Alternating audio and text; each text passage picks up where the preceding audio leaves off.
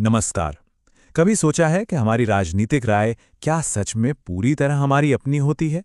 आज हम उन अदृश्य मनोवैज्ञानिक हथकंडों की बात करेंगे जो पर्दे के पीछे से हमारी सोच को आकार देते हैं और ये तय करते हैं कि हम किसे हीरो मानते हैं और किसे विलन। हम सब ये मानते हैं कि हम किसी नेता को उसकी नीतियों, उसके काम की वजह से चुनते हैं। पर क्या ये सच है?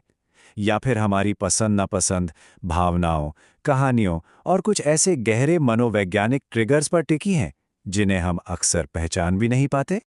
देखिए, आज की राजनीति सिर्फ नीतियों की नहीं, बल्कि दिमाग पर कब्जा करने की लड़ाई बन गई है। ये एक मनोवैज्ञानिक युद्ध का मैदान है और यहाँ जीत उसी की होती है जो सबसे अच्छी कहानी सुनाता है, जो नैरेटिव सेट करता है। तो चलिए इस जंग में इस्तेमाल होने वाले 10 सबसे असरदार हथकंडों को एक-एक करके समझते हैं। हमारा पहला खंड है विश्वास और कहानियों का निर्माण।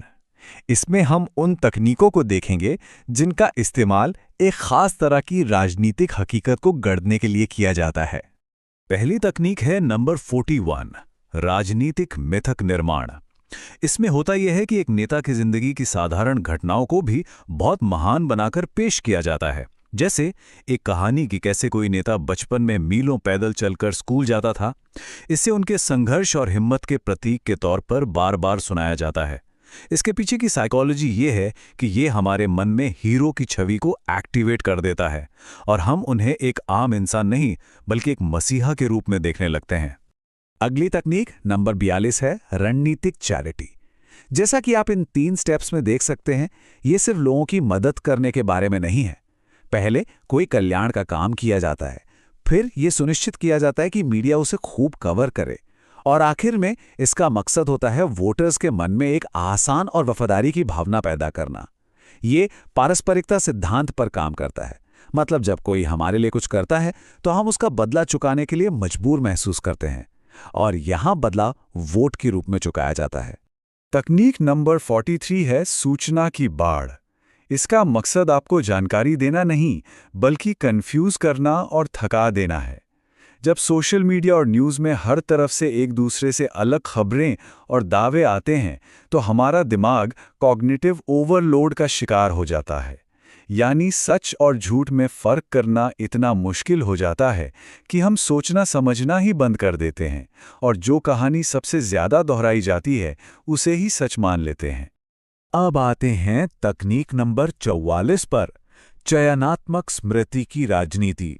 यहाँ इतिहास को याद नहीं किया जाता, बल्कि उसे अपने हिसाब से गढ़ा जाता है।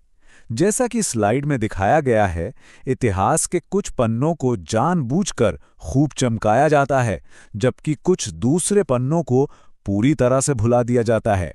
ये एक राष्ट्रीय पहचान बनाने का बहुत शक्तिशाली तरीका है, जो एक खास राजनीतिक एजेंडे को सपोर्ट करता है और हमारी सामूहिक चेतना को एक नई शक्ल देता है। और इस सेक्शन की आखिरी तकनीक नंबर 45, निरंतर अभियान मोड। चुनाव खत्म हो जाते हैं, पर कैंपेन कभी नहीं रुकता। लगातार रैलियों, सोशल मीडिया पोस्ट और पब्लिक इवेंट्स के जरिए एक नेता हमेशा लोगों की नज़रों में बना रहता है। इसका मनोवैज्ञानिक असर ये होता है कि वो हमेशा एजेंडा सेट करते हैं और विपक्ष सिर्फ उस पर रिएक्ट करने के लिए मजबूर होता है। वो खबर बनाते हैं, खबर पर प्रतिक्रिया नहीं देते।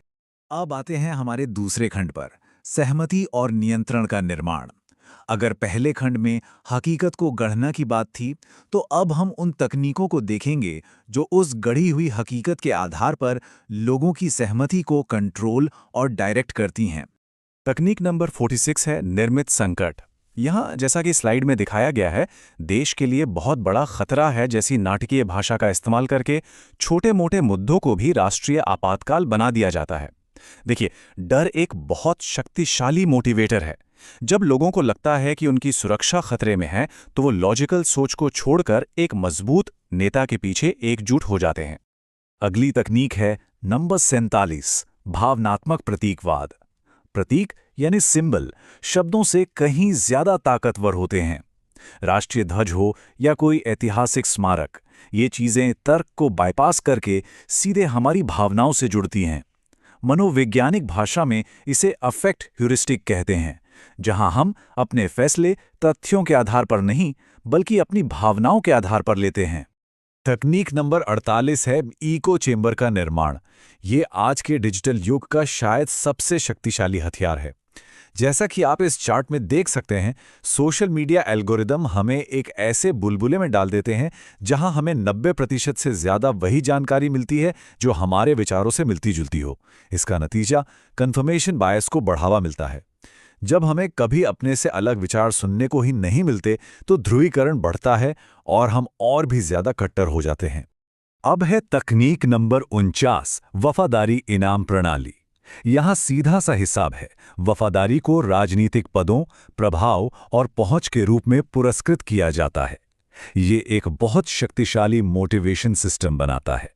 जब लोगों को पता चलता है कि वफादारी से उन्हें सीधा फायदा होगा, तो वे नेता के प्रति अटूट हो जाते हैं, जिससे राजनीतिक आधार और भी मजबूत होता है।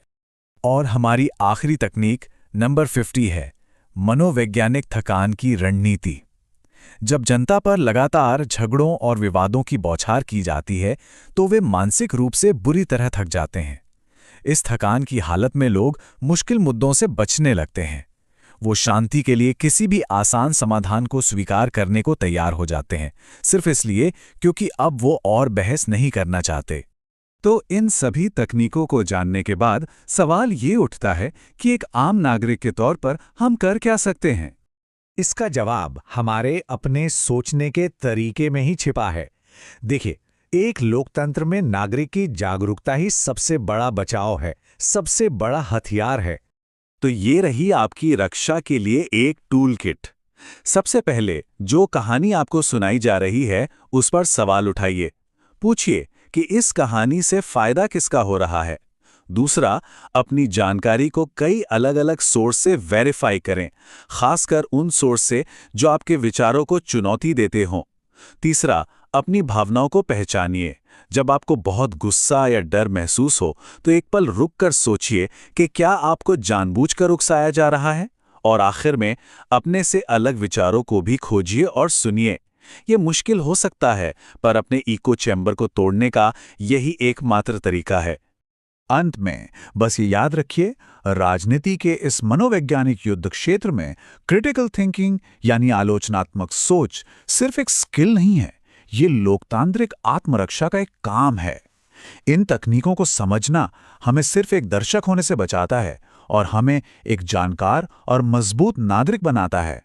और एक स्वस्थ लोकतंत्र की नींव यही नागरिक रखते हैं।